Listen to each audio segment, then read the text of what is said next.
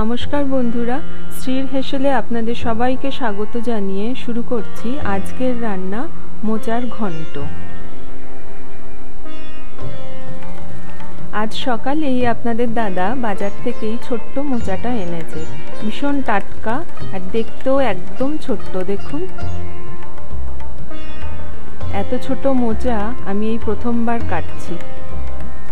প্রথমেই যেটা করতে হবে, মোচার ফুলগুলোকে ছাড়িয়ে নিয়ে ফুলের মধ্যে এই যে দুটো শক্ত অংশ আছে সেগুলোকে বাদ দিয়ে দিতে হবে। তো একে একে সমস্ত ফুল থেকেই এই দুটো অংশ বাদ দিয়ে নিচ্ছি।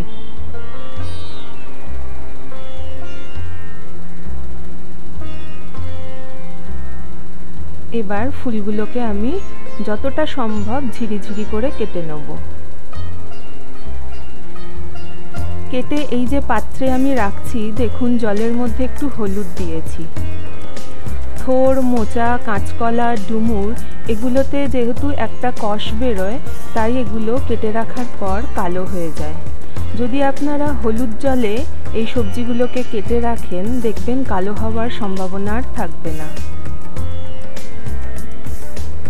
মোচার ভেতরের দিকের যে কচি অংশটা থাকে সেটা আর আলাদা করে ছাড়িয়ে নেবার দরকার নেই, সেটা সমেতই পুরোটাই এইভাবে কুচিয়ে নেব।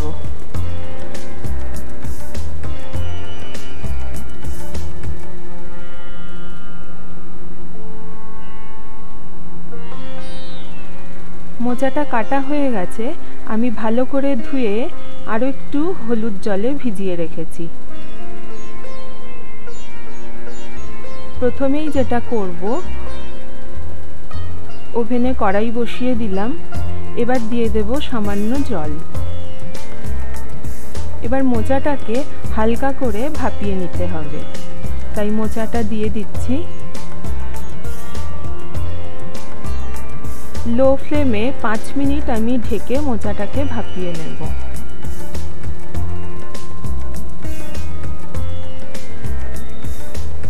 দিয়ে দেব সামান্য লবণ।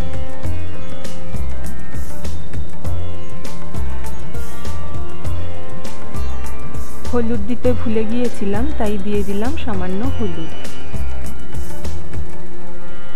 এবার 5 মিনিটের জন্য লো ফ্লেমে ঢাকা দিয়ে রেখে দেব।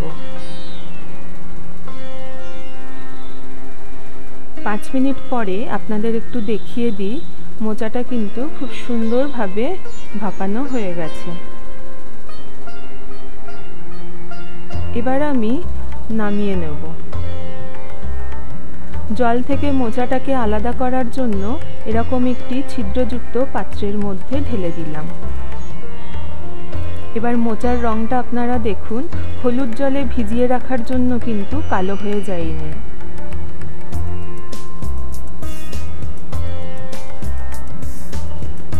এবার কড়াই গরম করে নিয়ে ওর মধ্যে দিয়ে দিলাম সামান্য সর্ষের তেল।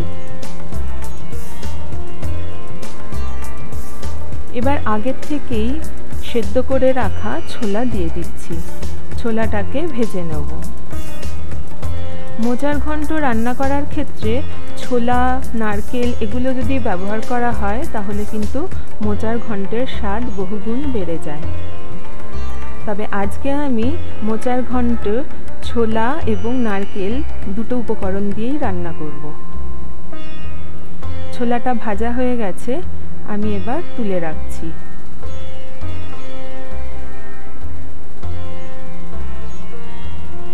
এবার ওই একই তেলের মধ্যে দিয়ে দেব নারকেল কুচি।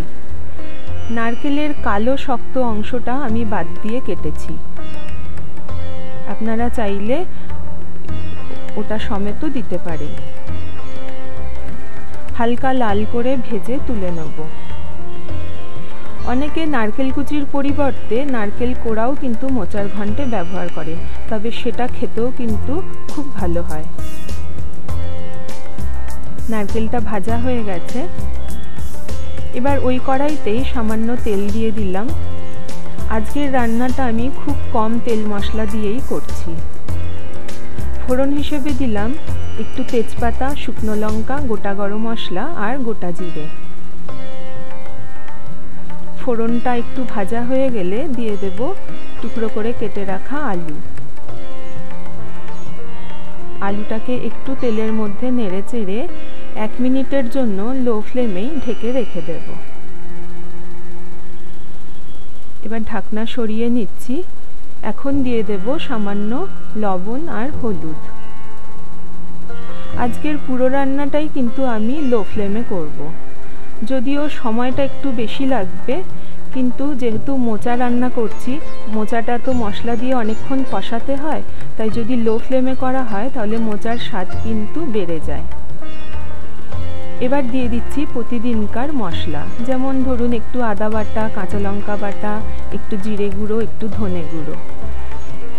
সামান্য জল দিয়ে আলুর সাথে মশলাটাকে ভালো করে কষিয়ে নেব।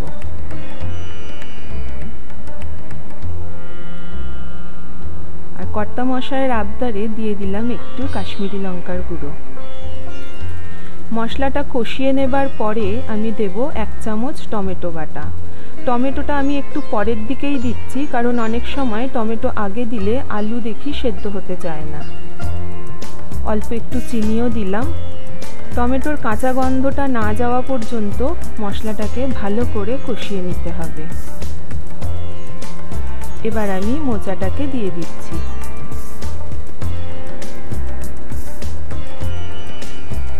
এবার সময় নিয়ে মশলার সাথে মোচাটাকে ভালো করে কষিয়ে কষিয়ে রান্না করতে হবে।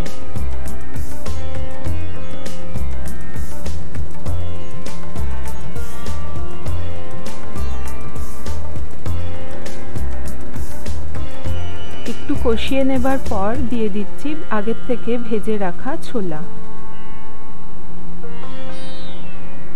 নারকেল কুচিটা আমি নামানোর আগের মুহূর্তে ব্যবহার করব। মোচার ঘন্টটা আমার প্রায় হয়ে এসছে, তাই এখন দিয়ে দিলাম নারকেল কুচি, কাঁচা পাকা লঙ্কা মিলে 2টো লঙ্কা আর সামান্য একটু চিনি। এবার ভালো করে সমস্ত উপকরণ মিশিয়ে নিচ্ছি।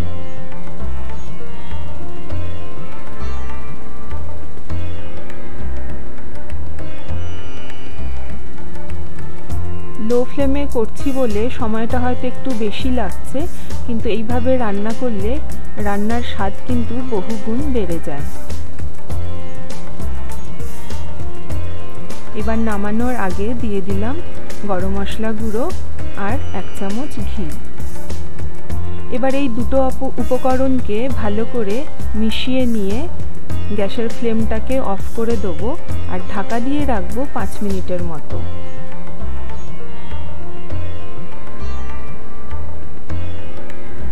যারা ধরুন রক্তাল্পতায় ভুগছেন তাদেরকে বলছি, থোর, মোচা, কাঁচকলা, ডুমুর এগুলো যদি আপনারা আপনাদের খাদ্য তালিকায় মাঝে মধ্যে রাখতে পারেন, তাহলে দেখবেন রক্তাল্পতার সমস্যা থেকে অনেকটাই মুক্তি পাবেন। তো দেখুন, খুব কম তেল মশলা ব্যবহার করেই আজকে রান্না করলাম মোচার ঘন্ট। আপনাদের কেমন লাগলো কমেন্টে অবশ্যই জানাবেন। গরম গরম ভাত বা রুটি দুইয়ের সাথেই কিন্তু মোচার ঘন্ট খেতে বেশ লাগে। তাহলে আজকের ভিডিওটা এই পর্যন্তই থাক। দেখা হবে খুব শীঘ্রই নতুন আরেকটি ভিডিও নিয়ে।